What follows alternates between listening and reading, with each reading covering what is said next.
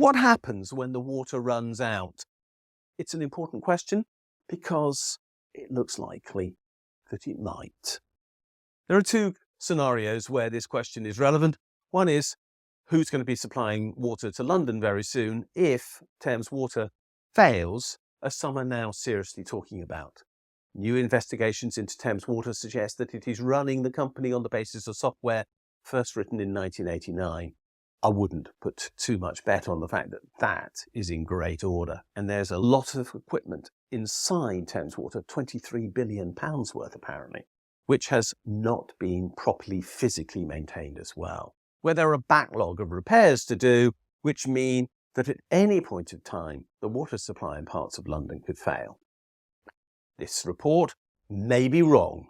It may be that Thames Water has in fact got totally robust IT systems, but it seems unlikely because clearly somebody's been doing quite a lot of digging to come up with this information.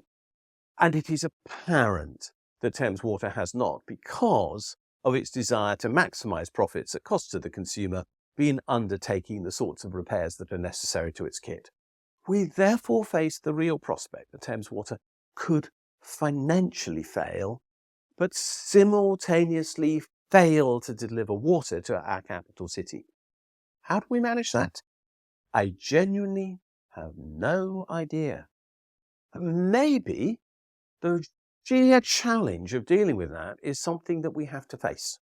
We have to come to terms with the fact that a world in which financialization has been more important than the delivery of goods or services, at least as far as the City of London is concerned, has brought us to the point where something so absolutely critical to human life may not be available in the largest financial services centre in the world. The paradox is almost unbelievable, and yet it could happen. There is another way in which this crisis might become apparent, and that is around the world. Many parts of the world are getting hotter, very much hotter, and we know that water is disappearing. We know that that is true in many areas in the Middle East where lakes and whole rivers are just drying up.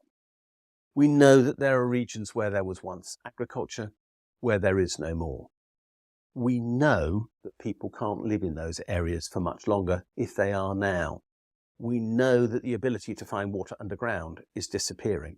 Therefore, there are millions and maybe billions of people who at some time are going to have to move because of a lack of water in this world.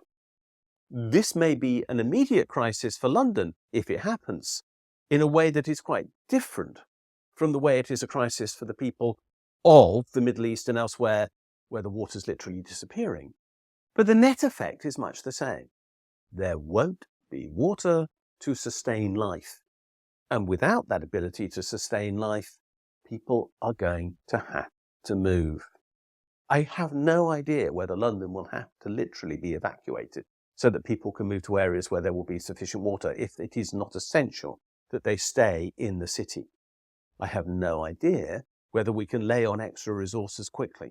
But what I do know is that there is no way that we can solve the problems of water supplies in places where it is too hot for that water to now exist, at least on the surface where people can access it.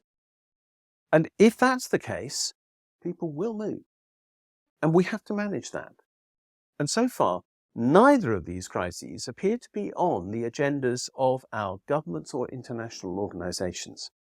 And yet they are so fundamental that all we can conclude is that they are sticking their heads in the sand, almost quite literally in some cases, because they're so frightened of the consequences of what is happening. When will governments take water seriously is my question.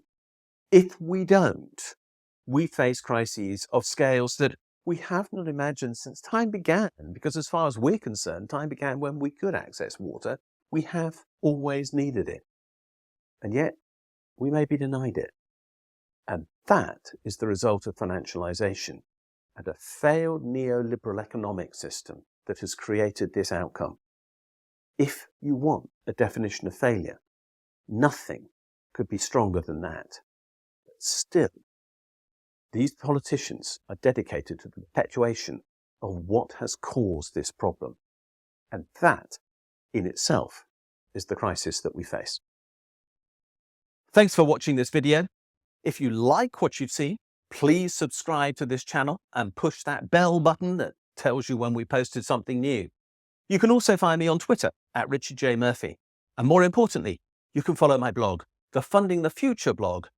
And if you do, you'll get daily updates on what is happening in our economy and in the politics that surround it.